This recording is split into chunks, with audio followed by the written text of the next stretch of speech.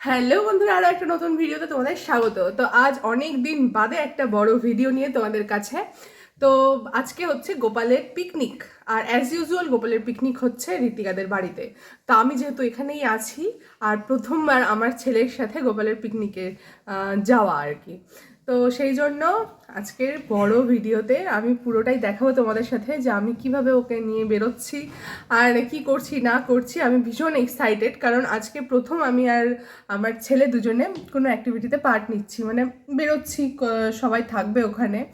আর doctor দেখানো ছাড়া তো এমনিতে আমাদের বেরোনো হয়নি কোথাও। তো আজকে যেহেতু 1.5 মাস হয়ে আছে, তো সেই জন্য আমি ভাবছি যে আজকে নিয়ে বেরোবো, যাবো জাস্ট ওখানে সবার সাথে একটু গল্প সল্প করবো, কিছুক্ষণ বসে খাওয়া দাওয়া করে চলে আসবো। তো কি করছি না করছি সবটাই তোমাদের সাথে শেয়ার করবো। আর আমার ছেলে এখন ঘুমোচ্ছে, আমার খাওয়া হয়ে গেছে, আমি এখন স্নান ধান করে নিয়ে রেডি হয়ে তারপরে হচ্ছে যাবো।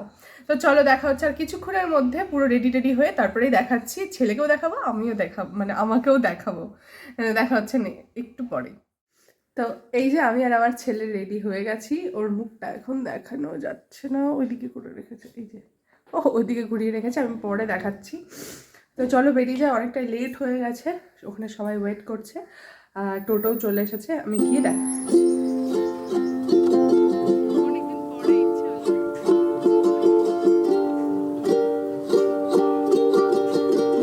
এই দেখো এখানে সব গোপালেরা সেজে গুজে সুন্দর করে বসে আছে আর পিকনিক করছে, আর সামনেই ওদের সবাই খেতে বসে পড়েছিল।